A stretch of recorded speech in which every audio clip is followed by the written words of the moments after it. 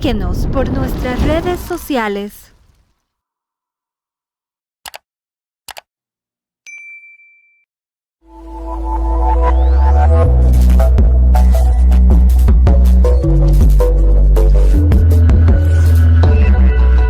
Estrellas TV Online presenta. Llegamos gracias a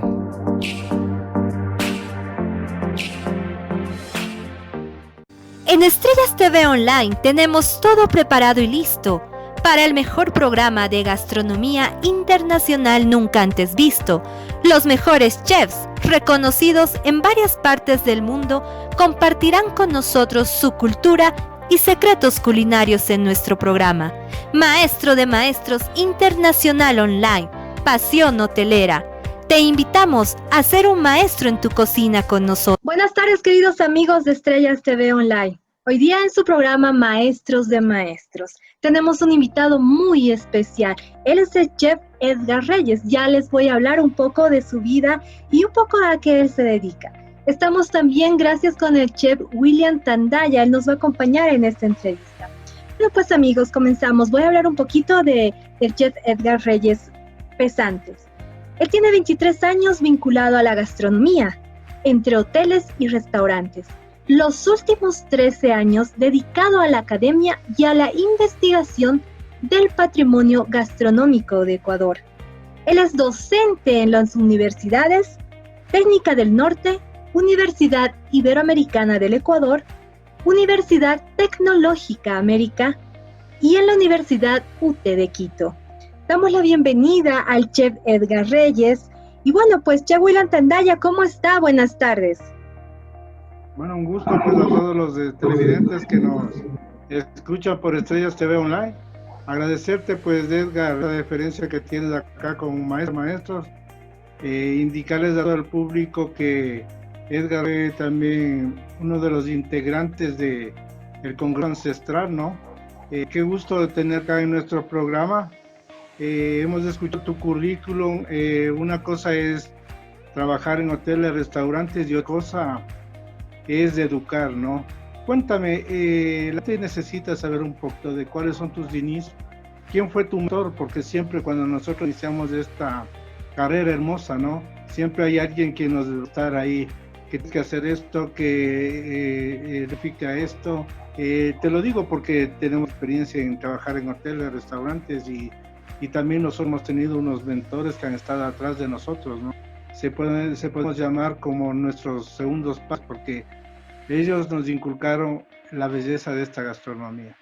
Edgar, por favor, los micrófonos son tuyos. Cuéntanos un poquito de tu historia, tus inicios para seguir con este excelente programa. Muchísimas gracias, Laurita, William. Buenas noches, buenas tardes. Para mí un gusto enorme estar aquí con ustedes. Y pues nada, para contarles un poquito de los inicios, como tú ya bien dijiste, William, una cosa es la academia y otra cosa es estar en los fogones. Yo empecé a muy temprana edad, cuando había terminado el colegio, siendo aún menor de edad, 17 años, migré a la ciudad de Quito con el principal propósito de buscar alternativas para estudiar. Yo vengo de un cantón pequeño de la provincia de La Suay, Cantón Pucará, y obviamente tenía que buscar un lugar donde estudiar la universidad y para mí siempre la meta fue Quito.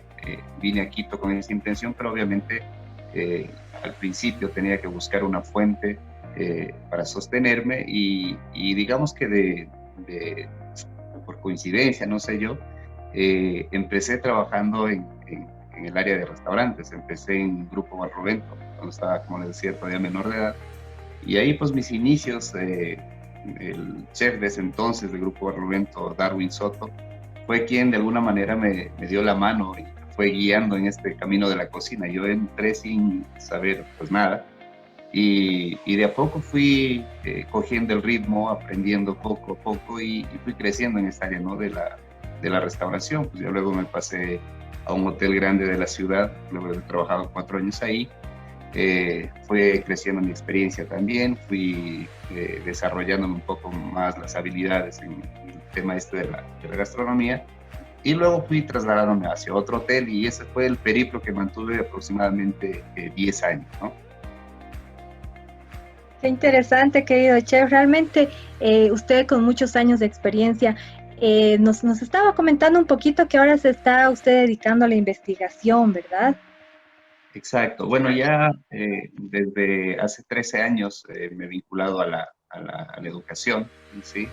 Y obviamente este ámbito de la educación pues nos abre otras aristas, otras oportunidades, y una de las oportunidades que me ha brindado, aparte obviamente de aprender constantemente todos los días, porque no se enseña sin aprender, es el tema de investigar, ¿no? Pues mi afinidad siempre ha sido la cocina ecuatoriana, la parte antropológica, la parte de comportamientos sociales en la cocina, el tema este de la evolución culinaria, y en ese tema he estado vinculado desde hace 13 años hasta la actualidad, trabajando un poco en eso, ¿no? En entender cuáles son nuestras raíces culinarias, de dónde venimos, hacia dónde camina nuestra cocina y cuáles son sus características principales.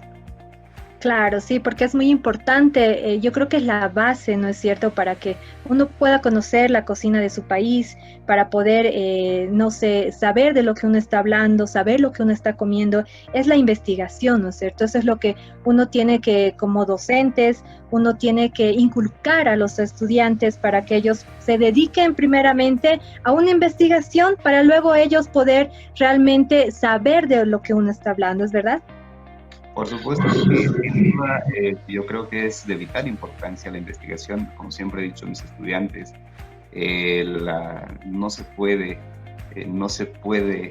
querer a nuestra cocina si no se la conoce.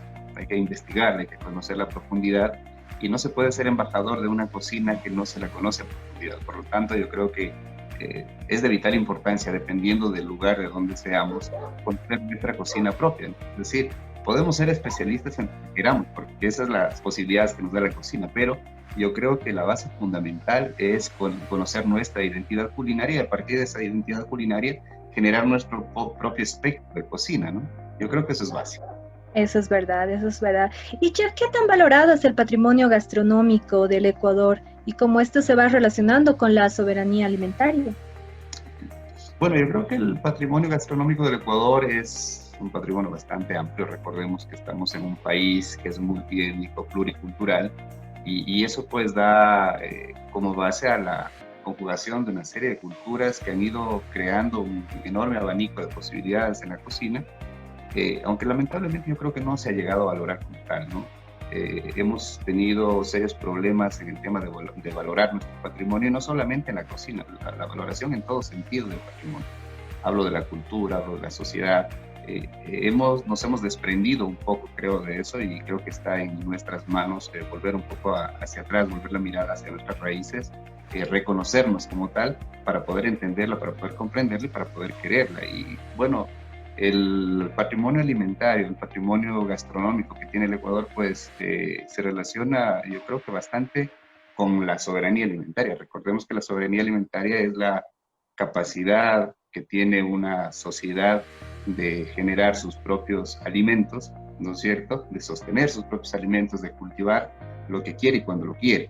Y a partir de eso se va construyendo una cocina. Al momento que nosotros vamos perdiendo esa soberanía alimentaria, es decir, dejamos un producto de lado por hacer cultivos masivos, por ejemplo, lo que sucedió en países como México, Estados Unidos, donde se ha masificado la agricultura de un grano transgénico, por ejemplo, y se ha ido perdiendo los granos locales, ¿no es cierto? Entonces eso de alguna manera va perdiendo la identidad, eso va haciendo que vayamos perdiendo ese patrimonio gastronómico extremadamente amplio que tenemos, y que no lo vayamos vinculando y que no lo vayamos entendiendo. Claro, sí tiene muchísima razón. Eso es como, Sí. como estábamos comentando, que es la base realmente. Yo creo que se ha perdido mucho en algunas escuelas el tema de inculcar a los estudiantes que la base realmente de todo, de toda la gastronomía es la investigación, ¿no? Eso es lo que creo que les falta mucho a docentes, no sé, al plantel académico de repente, porque antes no inculcaban eso, una investigación profunda, ¿no? Por supuesto, yo pienso que el problema es que en Latinoamérica, en general, las escuelas de cocina, vaya siendo mea culpa, creo que nos metimos mucho en el tema de voy a enseñar a cocinar, pero sin un fundamento que respalde esa enseñanza, ¿no? O sea, una cosa es enseñar una receta, otra cosa es enseñar la cultura gastronómica del país. Entonces, que no tiene nada que ver una cosa con la otra. Entender la cultura, entender entender el producto, yo creo que es importantísimo para poder luego transformarlo, para poderlo interpretarlo, para poder hacer todo. Nos enfocamos mucho, creo yo, en el tema de reproducir recetas y eso no nos lleva a ningún lado, porque las recetas están ahí, cualquiera las puede reproducir si las lee y tiene algún conocimiento básico. Pero ¿quién puede trascender si no ha investigado? Entonces, por ejemplo, hablo mucho con estudiantes el tema de la cocina de vanguardia, que no tengo nada en contra de ella, por supuesto que no, pero pienso yo que primero hay que entender nuestra cocina, ¿no es cierto? Entenderla, comprenderla, un poco de codificarla y luego sí podemos incluso innovar con ella. Pero si innovamos sin ese conocimiento previo es bastante complejo.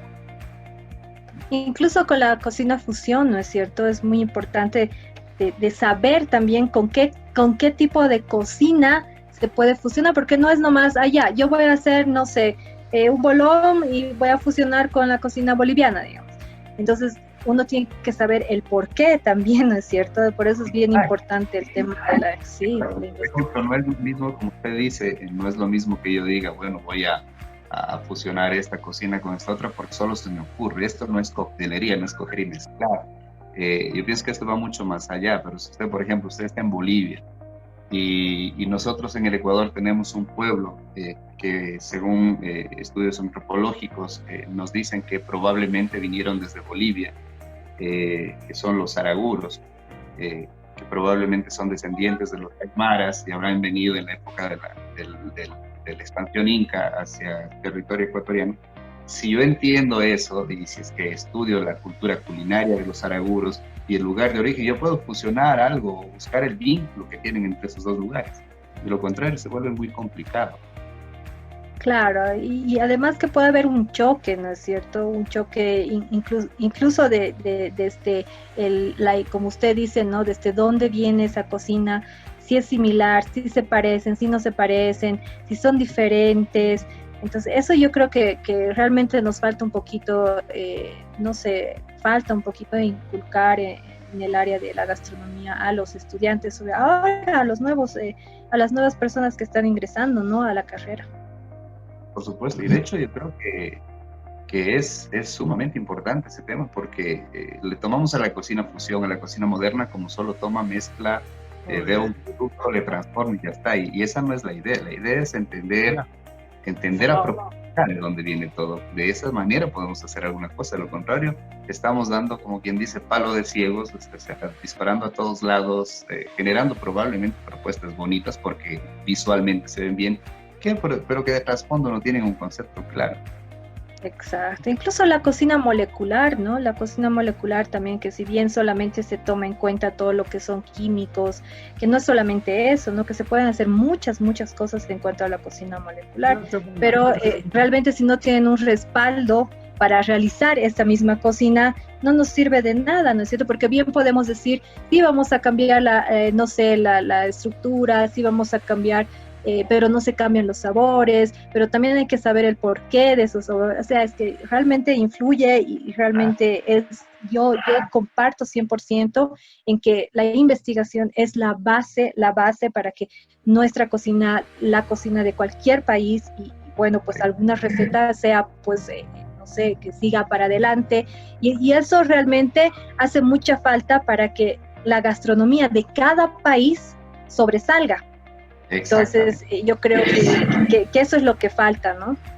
Claro, de hecho, por ejemplo, si nos ponemos a ver todo lo que se hace ahora en cocina molecular, hay conceptos bastante bien logrados y yo creo que básicamente es por la investigación que viene del por medio. Es fácil ver ahora con todo el acceso a la información que tenemos.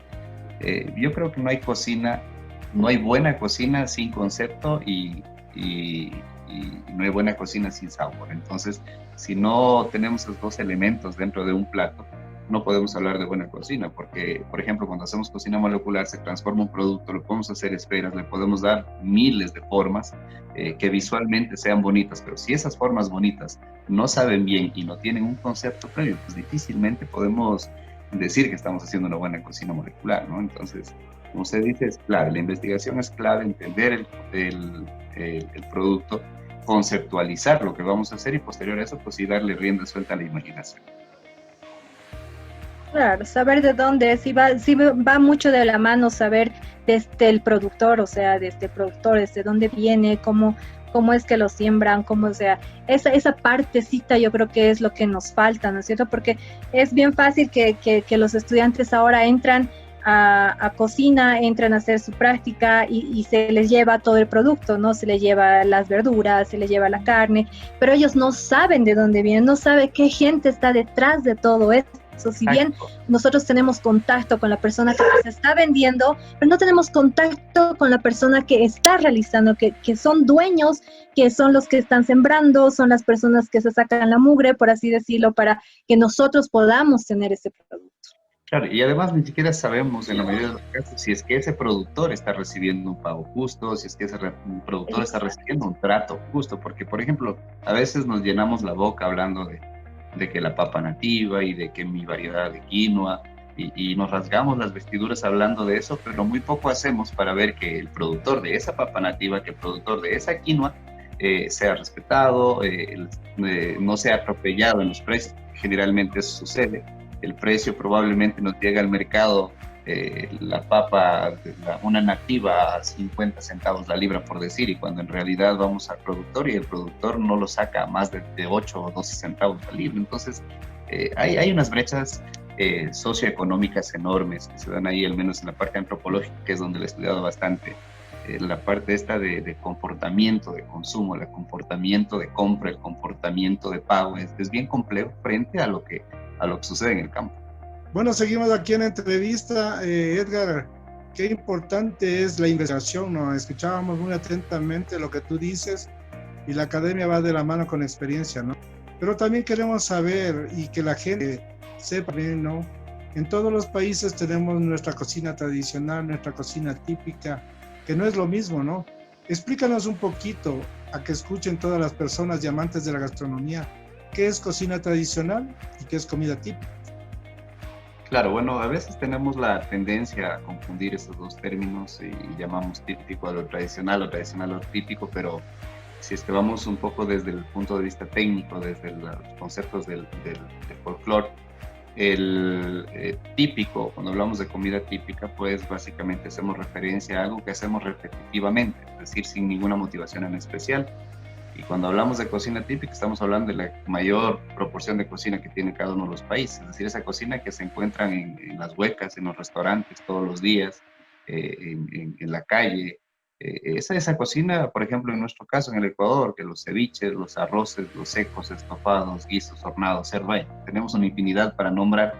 Esa es la cocina típica y puede ser nacional, puede ser regional o puede ser local, porque pueden haber platos típicos que sean solo de una cierta localidad y que no se conozcan en el resto del país, o que sean típicos en una región y no se conozcan en el resto del país, o típicos a nivel nacional, esos platillos que son muy populares en todo el país, como decía, los ceviches, encebollado, etcétera, que se los conoce en todo el país. Y cuando hablamos de tradicional, pues hacemos referencia en cambio a algo que se hace por alguna motivación en especial y generalmente está ligado a fechas, ¿no es cierto? Cuando hablamos de tradicional, hablamos, por ejemplo, de platos que hacemos en una determinada fecha, como por ejemplo para finados. Nosotros para finados tenemos un plato, ¿no es cierto? Tenemos una bebida, tenemos las guaguas de pan, etcétera. Son elaboraciones, son tradicionales para esas fechas. Ahora, que se las puede hacer en otras fechas, por supuesto, pero no saben igual. No saben igual porque no tienen ese componente cultural de esa fecha, ¿no es cierto? Si es Semana Santa, nosotros también tenemos otro plato que es tradicional, como por ejemplo la panesca, ¿no es cierto? Que se la puede hacer por la bendición que tenemos de tener tantos productos en toda la época del año, podemos hacer en cualquier momento, pero es tradicional de esta fecha. Lo mismo en los carnavales, por ejemplo, si vamos a Guaranda, los chihuiles, si bien es cierto, se hacen en cualquier época del año, pero son tradicionales de carnaval, y así podemos ir nombrando una serie de platos que son tradicionales. Entonces la diferencia viene en ese contexto, ¿no? Típico, algo que se hace con cotidianidad, se hace todos los días sin ninguna motivación en especial, pero que se vuelve ya repetitivo en el consumo. Y tradicional, pues aquello que se hace por alguna motivación en especial y generalmente que va ligado a alguna fecha o celebración. chévere, pero explícales un poquito a la gente. Te cuento que nos ven de muchas personas de Bolivia, de Perú, de Argentina, que tienen otro tipo de comida, ¿no? Es importante que ellos sepan nuestras comidas por las fechas que tú acabas de decir, ¿no? Conversarles que acá se hace eh, el 2 de noviembre, ¿no es cierto? Hacemos la colada morada, también hacemos lo que acabas de decir nosotros, cuando la resurrección de Cristo hacemos la fanesca, ¿no? Cuéntales un poquito de lo que es la fanesca para que nuestro público sepa, ¿no? Lo que nosotros cocinamos acá en Ecuador. Claro, bueno, vamos a hablar de dos platos que son muy tradicionales para los ecuatorianos. Vamos a empezar por la fanesca, que se hace por Semana Santa. Hay mucha divergencia, hay mucha, digamos que, muchas teorías en función de este plato. Hay un antropólogo ecuatoriano que se llama Jorge Trujillo, que hizo una investigación que le llevó 5 años sobre la fanesca, porque aquí se ha hablado a veces a la ligera, ¿no? La fanesca proviene de tal cosa y punto, y nos cerramos a ese concepto. En esta investigación que hace Jorge Trujillo, nos lleva a la Edad Media, a Europa, donde se habla de la parte esta mítica, ¿no? De la pelea que había entre Cuaresma y Carnal, que luego se convierte en Carnaval, el dios del desenfreno, y Cuaresma, pues en cambio, lo que tiene que ver con la pulcritud. Cuando se enfrentaban estos dos, terminaba ganando esta pelea Cuaresma, y le obligaba a Carnal a purificarse comiendo granos. Entonces esa tradición, que empezaría en la Edad Media en Europa, que luego se trasladaría hacia el norte de España y luego habría llegado hacia América, pero que termina de cuajar, digamos así, de configurarse únicamente en el Ecuador. Es el único país donde se hace fanesca como tal, y ya con productos de la zona, es decir, probablemente con ese antecedente histórico, con ese antecedente cultural, y que viene a transformarse en un plato tradicional aquí en el Ecuador, obviamente ya adicionándole productos andinos, como las calabazas andinas, por ejemplo, granos locales también, productos como el maní, etc. Y se termina configurando un plato que se vuelve, pienso yo, en uno de los grandes patrimonios que tiene la cultura gastronómica del Ecuador, y que independientemente de cuál sea el origen, hay muchos hablan del origen religioso, hay otros que hablan del origen indígena, incluso con la uchucuta, etc. Independientemente de cuál sea ese origen, pues yo creo que hoy en día ese plato se ha convertido en uno de los símbolos culinarios del Ecuador, y básicamente estamos hablando de un potaje como una especie de sopa bastante contundente, que generalmente suele llevar 12 elementos, por eso le llaman dicen que el pescado que lleva que es la fanesca, es Jesús, y los 12 elementos serían los apóstoles, es lo que hablan algunos, ¿no? Desde el punto de vista religioso, e incluso aquellos que a cada uno de los granos le van dando una connotación religiosa, pues vinculándole a algún santo o algún personaje de la Biblia. Es así que, por ejemplo, al chocho, esa gramínea que tenemos, ese grano que tenemos acá, que es extremadamente amargo y que necesita varios días de lavado para que pueda quitarse ese amargo, se dice que eso se relaciona con San Judas, con Judas, por el sabor de la traición, ¿no? Por lo amargo de la traición, y que necesita purificarse para pertenecer a la fanesca. Bueno, es así como se configura este plato, que es una tradición ecuatoriana que, independientemente de sea religioso o no, pues se consume todos los años en esa determinada fecha y en las vísperas también. Otro plato muy importante para nosotros, yo creo que es la colada morada con huevos de pan, que se hacen en finados, ¿no? La colada morada también tiene un origen bastante interesante. Probablemente provenga de la llana api, que sería una especie de colada elaborada a partir del maíz negro, ¿sí? Y que se utilizaba básicamente para hacer una especie de comunión entre vivos y muertos, ¿no es cierto? Utilizaban las culturas aborígenes del Ecuador, especialmente la cultura quipucara. ¿Para qué? Para llevarle al lugar donde estaban los muertos y compartir con ellos ese alimento. ¿Por qué? Porque eso vinculaba, o mejor dicho, representaba la sangre por el color, ¿no? Representaba la sangre, y esa llana api se llevaba a esos lugares donde estaban sus muertos para compartir con ellos. Además de eso, se dice que la cultura quitukara tenía la costumbre de momificar a sus muertos, a los más importantes obviamente de su tribu, y luego de momificados, cuando llegaba esta duodécima luna del año, lo que hacían es sacar a esa momia, no estaba enterrada, estaba en un nicho, sacaban esa momia y compartían con ellos los alimentos. Cuando llegan los españoles se declara esta práctica como sacrílega, ¿no es cierto? Como que iba en contra de las normas del cristianismo, por lo tanto se la prohíbe.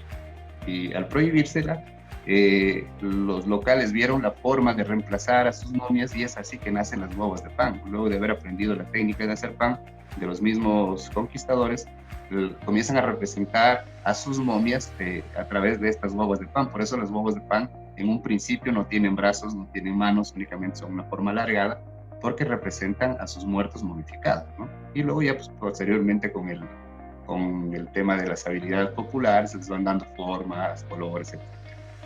Y es así que se configura dos de los platos más importantes de nuestra cocina. Qué bueno, indicarles que en Ambato te cuento que todo el año se sirve la colada morada, con pancito, ¿no? Pancito de pincho, ¿no? Para acotar a esto. Es importante también que, de la mano de lo que acabas de decir tú, las características que tú crees que tenemos aquí los ecuatorianos, y las particularidades de nuestra gastronomía. También acotar a esta pregunta que te hago, que nosotros no explotamos todo lo que tenemos. Hay países que explotan nuestro cacao, nuestro chocolate, nuestro banano, nuestro camarón, y nosotros no podemos explotarle eso, no porque no podamos, porque hay diferentes razones, ¿no? La ayuda del gobierno, la unión de cocineros, la unión de asociaciones, que eso repercute en esto, ¿no?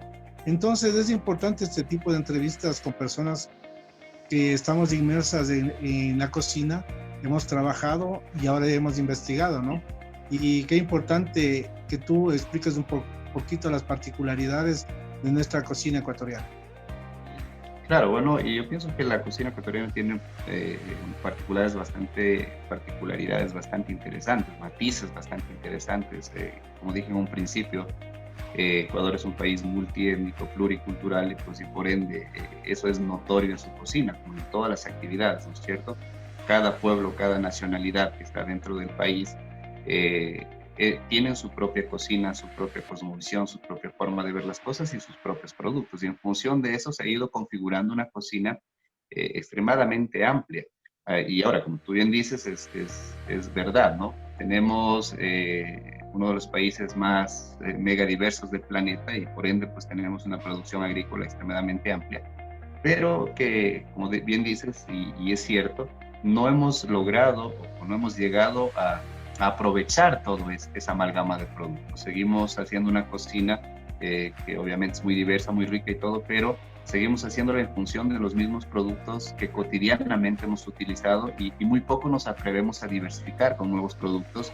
Esos nuevos productos van saliendo, o mejor dicho, no nuevos, sino productos que siempre han estado relegados a un segundo plano, ¿no es cierto? Cuando hablamos, por ejemplo, de variedades de quinoa que tenemos acá, siguen siendo productos utilizados en los páramos donde se producen y muy poco llega a las grandes urbes.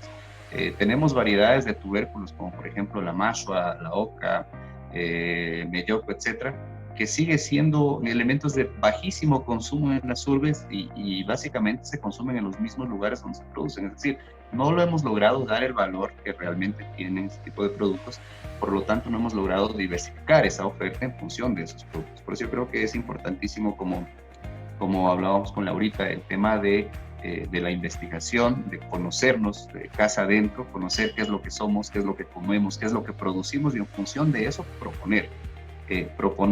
Yo creo que hay una nueva tendencia de cocina que es la nueva cocina, la cocina de vanguardia, etcétera, y yo creo que no es necesario llegar a destruir un plato ancestral para sobre eso construir un nuevo plato, ¿no?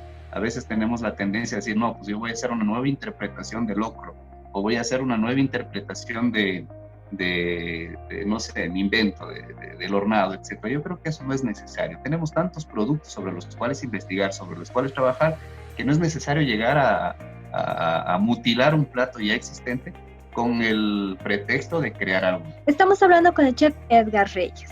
Bueno, continuamos. Querido chef, yo tengo una pregunta.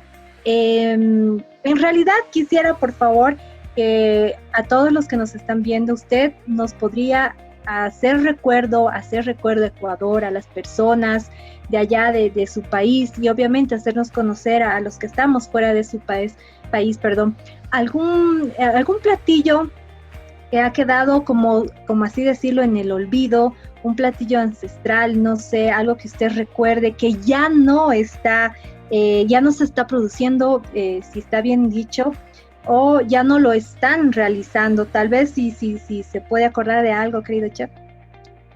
Claro, yo creo que de hecho antes, ¿no? Hay muchos platos que cada vez que pasa el tiempo van quedando en olvido, van siendo relegados por muchos factores.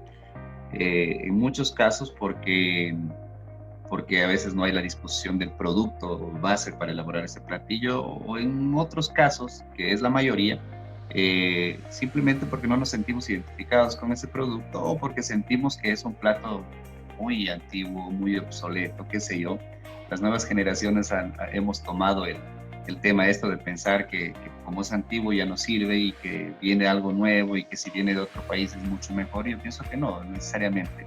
En la cocina ecuatoriana, yo hace un poco estaba leyendo hay un diccionario muy interesante que se llama Diccionario de Folclore Ecuatoriano, Carvalho Neto, donde él hace referencia, bueno, a muchísimas cosas del argot popular, entre eso a la parte gastronómica, y tiene cerca de 600 términos relacionados a la parte culinaria.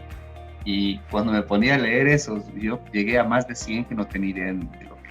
O sea, él hablaba de platillos que se hacían, que se hacían en el momento que él escribió, es un libro muy antiguo, pero me ponía a ver que son cosas que ya no se hacen, y si se hacen básicamente casa adentro, dentro de la familia, pero que de a poco van desapareciendo.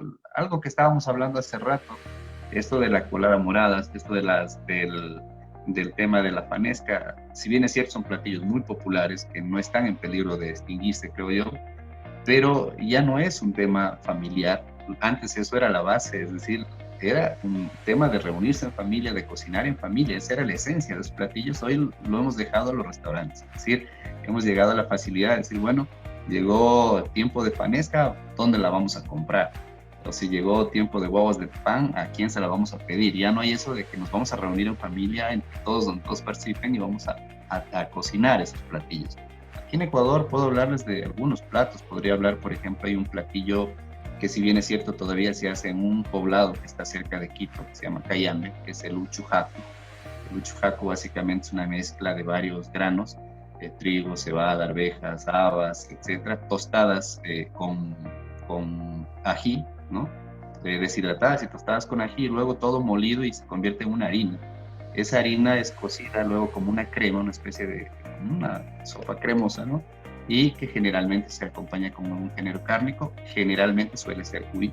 Es un platillo que, de lo que yo he investigado, antes se hacía muchísimo en la zona de Otavalo, parte de Pichincha, Quito, etcétera, pero que hoy en día cada vez se reduce menos el espectro, y cada vez vemos que es prácticamente, ya se hace únicamente en las comunidades que están aledañas a Cayambe nada más, y así va desapareciendo. Hay envueltos, Ecuador se caracteriza por tener una amplísima variedad de envueltos, y hay un envuelto que se hace en el norte del país, en Carchi, que se llama pichingo de indio, y cuando hablo de eso, apuesto que el 99% no tiene idea de lo que estoy hablando. Pichingo de indio es básicamente una masa que se elabora o de plátano maduro, o a su vez de yuca, y que se cocina por tantas horas en los hornos donde se hacen los ladrillos.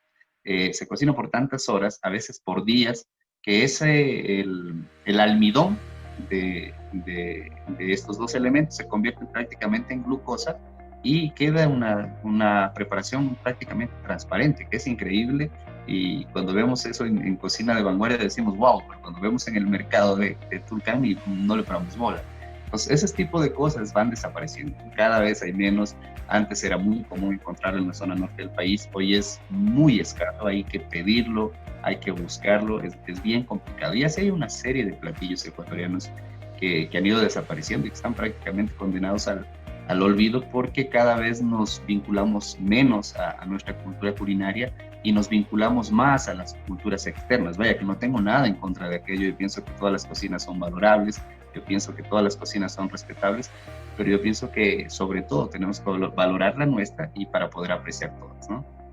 Así es, yo creo que ahora, chef, a lo que más uno se basa o se va es a lo que uno vende, ¿no es cierto? Ahora todo, yo pienso que las personas o los estudiantes que están ya terminando la carrera de gastronomía, con la mentalidad de que qué voy a vender, qué es lo que más sale, qué es lo que la gente más consume. Entonces, yo creo que eso es lo que rompe un poquito el hecho de poder investigar, de poder ver, como usted dice, los platos que antes se los consumía, el platillo de la abuela, el platillo de la familia, de la casa. Entonces, pienso que más es el consumismo, ¿no es cierto? ¿Qué es lo que la gente va a consumir realmente? Obviamente que es obviamente una base para un profesional, ¿no es cierto? El hecho de qué es lo que va a vender y qué es lo que la gente nos va a comprar. Pero también tenemos que, sería hermoso y sería lindo que en cada país se vuelva a realizar este tipo de platillos y saberlos, poder, o sea, enseñar también a comerlos, a consumirlos. De repente cambiando, no sé, si bien no cambiamos lo que son los insumos de este platillo, pero dándole otra forma, pero que se conozcan, ¿no es cierto? Claro, yo pienso que ahí tiene mucho que ver con el tema de valoración. Yo pienso que hay que darle valor. Y yo creo que no necesita nada más de eso, más que darle valor. Es decir, hemos llegado a un punto donde le damos valor a todo menos a lo que tenemos. Y yo pienso que hay que volver la mirada a eso, ¿no? Darle valor a eso que está ahí, que por suerte aún no ha desaparecido. Yo pienso que aparte es responsabilidad social de quienes estamos vinculados de alguna manera a la gastronomía o la estudian o les gusta, etc. Yo pienso que es responsabilidad de todos buscar recuperar eso que se va perdiendo, evitar que se pierda. Recordemos que somos una cultura, los latinoamericanos somos una cultura de transmisión oral, y al ser una cultura de transmisión oral y de poco documentar las cosas que hacemos, eso está prácticamente condenado a que pasen unas generaciones y desaparezcan, ¿no es cierto? No queda documentado, no queda escrito, entonces van desapareciendo. En Latinoamérica ha sucedido eso, prácticamente desde México hasta la Argentina, es como que es un tema repetitivo el hecho de que se vayan perdiendo recetas. ¿Por qué? Por la falta de documentación, porque somos una cultura de transmisión oral, ¿no es cierto? Entonces, yo creo que tenemos que volver la mirada a eso, volver la mirada a esos platillos que tenemos, buscar la forma de ponerlos en escena, de ponerlos en valor. Y yo todavía sueño con algún día ver las calles de las ciudades en el país inundadas de restaurantes, de huecas, etcétera, de cocina ecuatoriana. Creo que puede ser un poco utópico pensar así, pero yo creo, todavía tengo la firme esperanza en que eso algún día suceda, y yo creo que para que eso suceda, pues la academia tiene mucho que ver en hacer que los chicos vuelvan la mirada a eso que está por desaparecer, a eso que se está perdiendo, y buscar darle valor para volverla a poner en un escenario donde pueda competir libremente con todo lo que se ofrece en el mercado. Así es, chef. Y bueno, pues, querido chef, tengo una pregunta realmente que hacerle sobre esto de la gastronomía de Ecuador, hablando un poquito más sobre su país. ¿Usted cree que existe la posibilidad de hacer turismo gastronómico en el Ecuador? ¿Y cómo esto aportaría en el desarrollo del país y la industria culinaria? Por supuesto que sí, pero yo estoy plenamente convencido de eso.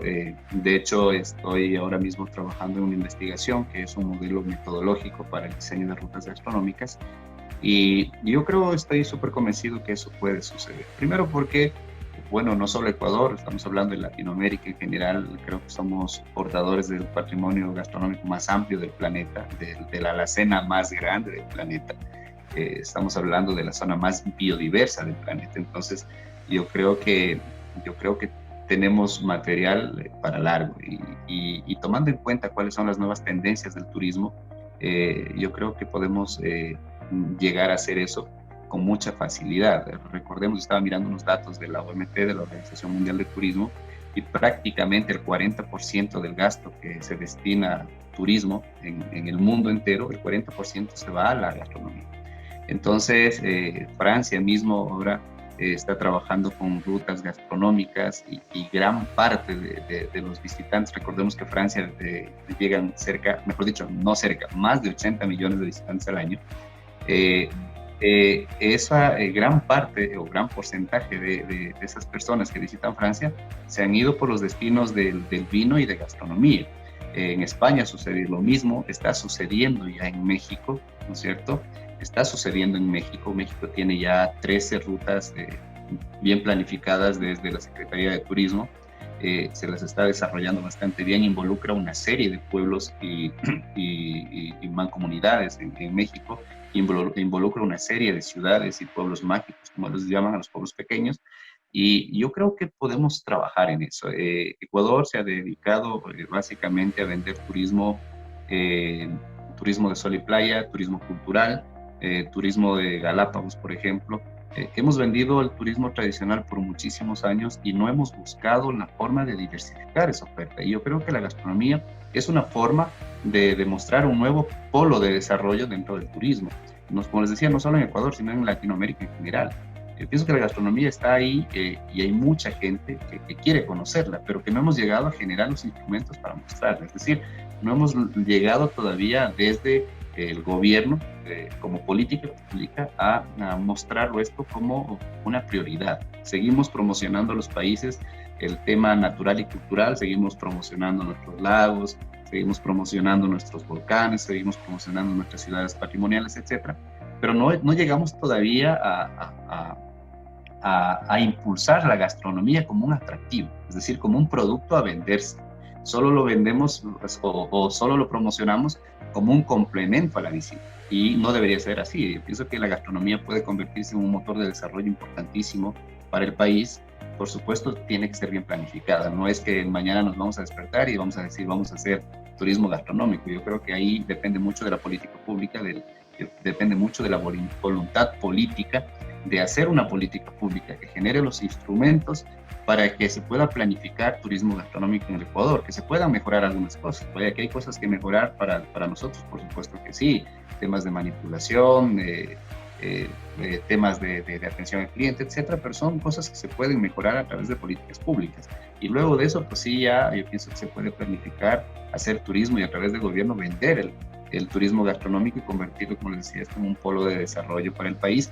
¿Y por qué razón pienso que este es un factor importantísimo? Porque el turismo gastronómico es una de las pocas actividades de turismo donde realmente es integrador. Es decir, donde la riqueza que esto genera realmente se distribuye de forma social y equitativa, porque se involucra muchísima gente, se involucran productores, pescadores, agricultores, restauranteros, bares, etc. Se involucra una serie de sectores que generalmente han sido olvidados dentro de este rango. Entonces, yo pienso que el turismo gastronómico, además de ser un polo de desarrollo, puede convertirse en un motor económico local importantísimo.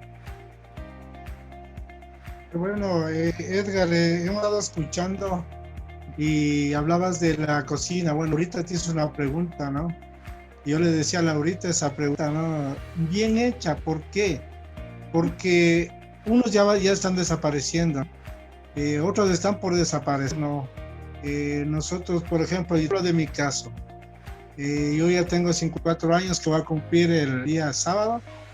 Y yo a mis hijos les enseñé a comer desde el librillo, la colada de churros, caldo de 31, el buen menudo, ¿entiendes? Pero te hablo de mi persona y los demás que vienen atrás.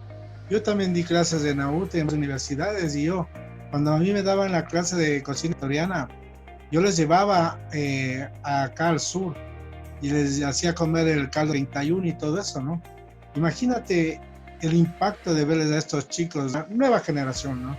Que ni sé qué. Te comento una anécdota, ¿no? Que yo fui a dar clases en esta de Guayaquil.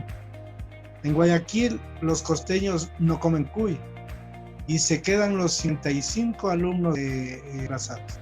Entonces, ¿sabes lo que les dio para ponerle la nota? Les dice comer cuy, la mitad de un cuy, para que sepan. Entonces, ¿por qué estudiamos gastronomía? No estudiamos por hacer cosas espectaculares. Primero es lo que nosotros necesitamos saber, lo que da nuestra tierra, ¿no? De paso, la pregunta que te quisiera es, ¿cómo te sentiste tú al ser incluido la cartelera de Maestros de Maestros, este congreso que se lo venía haciendo continuamente, ¿no? Pero bueno, se le pasó por esto de la pandemia, pero vamos a seguirlo haciendo. Quiero que me digas tú, ¿cómo viste tú este congreso que está enfocado a la cocina austral, ¿no?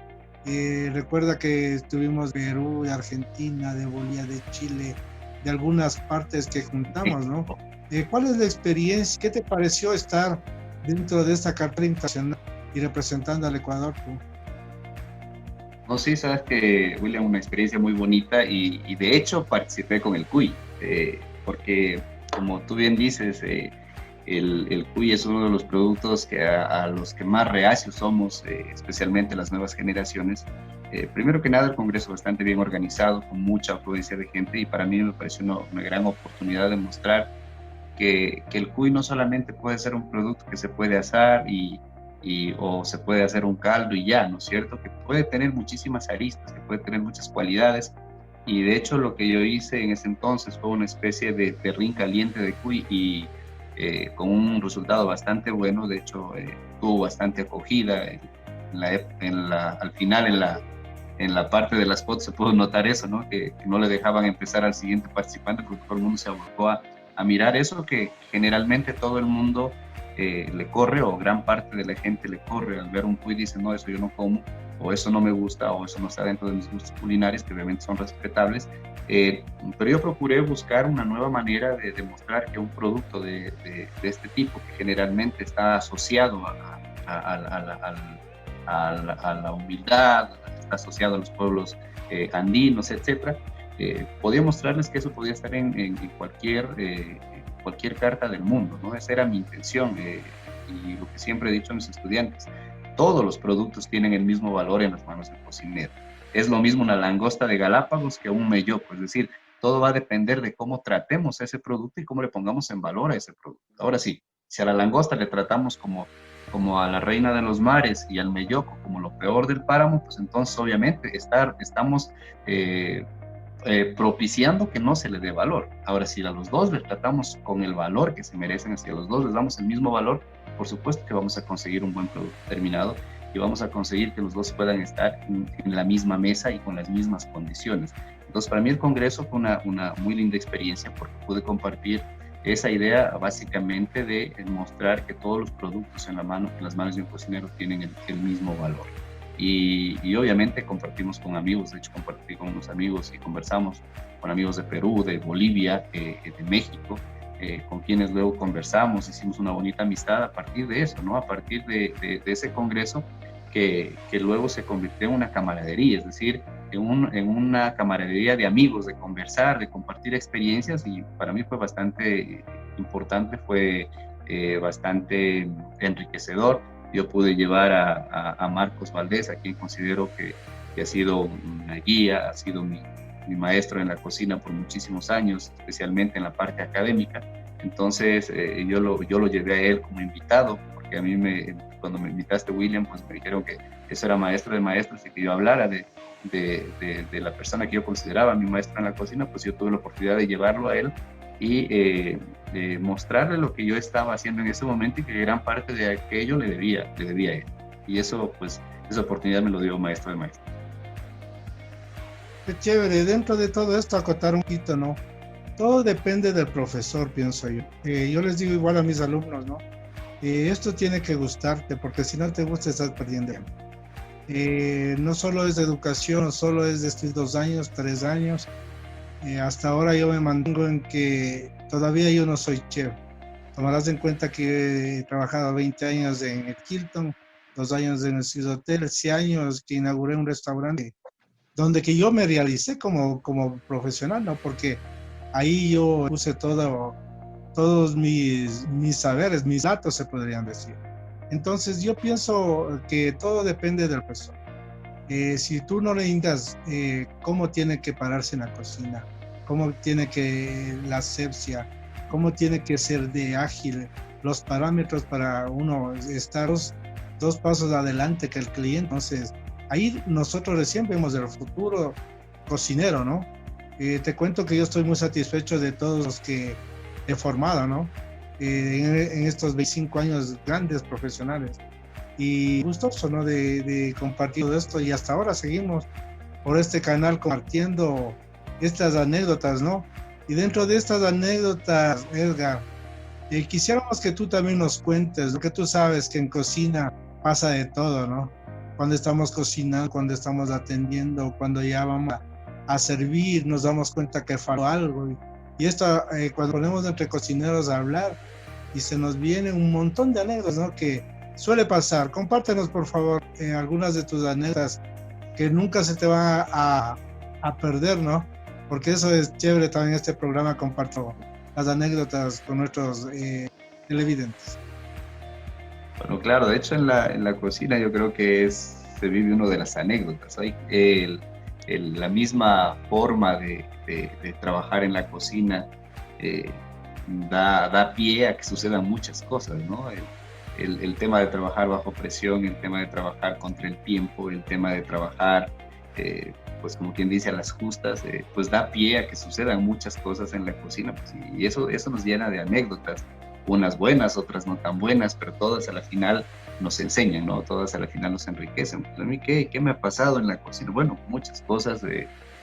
Puedo comentar que alguna vez teníamos, pues tú sabrás que aquí los eventos, no sé cómo sucede en otros países, pero al menos aquí en Ecuador, los eventos estos grandes, cuando son matrimonios, etcétera, como te decía, yo empecé en un lugar que estaba especializado en eso.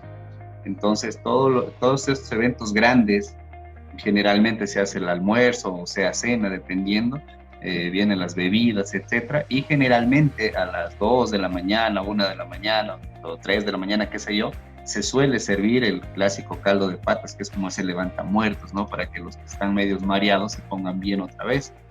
Entonces, nosotros teníamos el matrimonio de un banquero muy conocido de aquí de la ciudad de Quito, un matrimonio muy importante, 300 y pico de invitados, y a mí me tocaba esa parte de cocinar las patas de res con un compañero, ¿no? De hacer ese caldo de patas para 300 personas. Entonces, y bueno, ya habíamos hecho la producción del resto del evento, ¿no? Y cuando estábamos ya cerca del evento, no nos percatamos que esa marmita se nos quedó sin agua y se nos quemaron todas las patas. Ese rato esconderlas, primero para que no nos vean los directivos de la empresa, esconderlas, evacuar esos olores a quemado de la cocina, buscar, mandar a alguien a buscar en los mercados para reponer esas patas sin que se den cuenta. O sea, fue un drama, ¿no? Entonces, fue complicado, pero a la final logramos resolver. Yo pienso que es una de las anécdotas chéveres que hemos pasado, otra vez por el tema de estar jugando en la cocina. Tú sabes que la camaradería que hay dentro de la cocina es interesantísima y súper chévere la forma de llevarse y de bromearse. Y yo trabajaba con un horno que no era de los nuevos, era un horno bien antiguo, de esos que tienen gavetas, esos que se prenden abajo. Y yo venía con un mechero de esos de alcohol para prender el horno, abrí la llave del horno y se me apagó por el viento del gas, se me apagó el fuego, no se prendió. Entonces volví a ir a la cocina y entre estar molestando a los compañeros, siempre he sido molestoso, entonces estar molestando me demoré un poco y regresé otra vez con el fuego, pero lo que se me había olvidado es apagarlo o cerrar la llave, ¿no? Entonces al momento que acerqué a ponerle fuego al horno, eso explotó, como es lógico. Y bueno, al final me vi chamuscado de la mitad de la cabeza para adelante, no podía abrir los ojos, yo pensé que se me fregaron los ojos, pero en realidad fue que se me fundieron las pestañas y quedé pegado ahí. Bueno, fue eso, una de las tantas anécdotas que han pasado. Bueno, entonces terminemos de esa anécdota, para seguir. Claro. Yo creo que ya se grabó eso, ¿no? Sí. No. ¿Se grabó eso o qué? Sí se grabó, está grabando ya. Entonces, dentro de todas estas anécdotas, Edgar, decirles a todas las personas que nos ven en Estrellas TV que todos de esta experiencia que nosotros en este programa tratamos de transmitirle, ¿no? Es maestro de maestros, ¿no? Porque esa es la idea. No solo tener una entrevista donde que tal vez al público que nos ve no tenga nada de valor, pero en estas entrevistas nosotros tratamos de rescatar lo mejor de los países que les entrevistamos. Y qué bueno, pues Edgar, que nos hayas ayudado con esta entrevista y también para comprometerte, ¿no? Ya poco a poco se va restableciendo ya todo el país y el mundo, para próximamente igual con Laurita hacerte llegar una invitación para ver si cocinamos algo en vivo y también que la gente pueda disfrutar de tus conocimientos. Bueno, la sazón la vamos a poner nosotros, ¿no? Pero nosotros vamos a decir, este programa está hecho para ustedes, Laurita. Así es, querido chef, realmente ha sido muy lindo haber conversado con el chef Edgar Reyes, saber mucho más de lo que la gente tiene que saber, ¿no es cierto? No solamente es cocinar. Entonces eso ya lo tenemos muy claro, querido chef. Y sí, realmente comprometerlo para que usted pueda, por favor, cocinar algo en vivo y podamos hacer de repente algún platillo de los que estábamos hablando que quedaron en el olvido, tal vez. Por supuesto, para mí todo gusto, sería un enorme placer compartir con ustedes haciendo una cocina en vivo, que es lo que nos gusta hacer, pues y cuando ustedes me digan, yo estoy dispuesto. Muchísimas gracias, querido chef. Tal vez algún mensaje, por favor, para la despedida.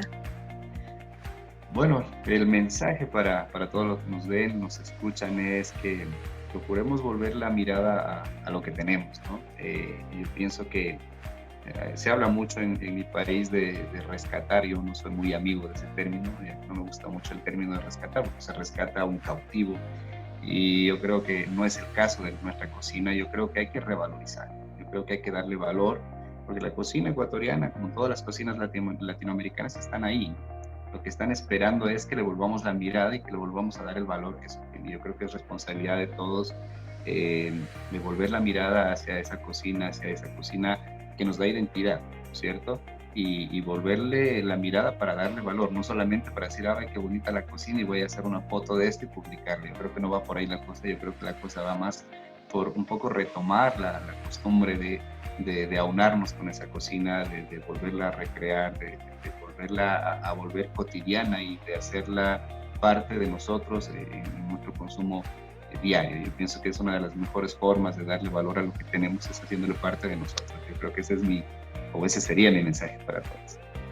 Bueno, pues muchísimas gracias, querido chef, por estar con nosotros en el canal de las estrellas, en el programa Maestro de Maestros. Querido chef William Tandaya, muchísimas gracias. Bueno, pues agradecerles a ustedes, Laurita, la voz oficial de Estrellas TV Online. Y bueno, comprometerte, pues Edgar, te comento y te adelanto un poco, estamos uniendo amigos donde que vamos a cocinar. Estamos ya instalando nuestro set donde que te hago nuevamente invitación, ¿no? Unidos todos podemos sacar adelante nuestra gastronomía ecuatoriana, que es lo más importante, ¿no? Te agradezco por todas las palabras que tú dices. Y bueno, nos queda entre nosotros que todavía seguimos siendo docentes, inculcarles que primero es la cocina nuestra, luego difundirle al mundo y a todos ustedes que nos están viendo el día a día en Estrellas TV Online. Agradecerles, y se vienen muchas sorpresas más con chefs importantes del Ecuador y del mundo. Un abrazo fraterno y gracias, Edgar, por tus palabras y todo lo que nos has llenado de conocimientos y la experiencia que has compartido con nosotros. Un abrazo. Gracias. Un abrazo también. Muchísimas gracias, Laurita. Un enorme placer. William, muchísimas gracias. Pues, y nos veremos pronto por este mismo medio y haciendo ya una cocina en vivo. Un abrazo para todos. Así es, muchísimas gracias, querido chef. Bueno, queridos amigos, hemos llegado al final de su programa. No se olviden que tenemos muchísimas sorpresas en los próximos programas. Ustedes saben que están en Estrellas TV Online. Hemos llegado gracias al auspicio de Kiara Producción Audiovisual y Consultorio Dental Sin Fronteras. Muchísimas gracias. Que Dios los bendiga. Buenas tardes.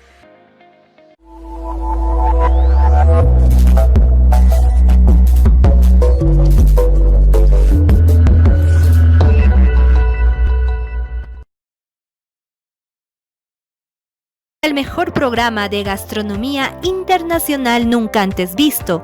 Los mejores chefs, reconocidos en varias partes del mundo, compartirán con nosotros su cultura y secretos culinarios en nuestro programa.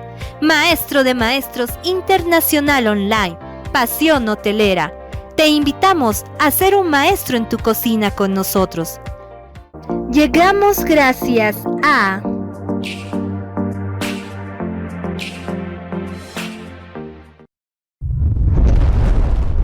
Síguenos por nuestras redes sociales.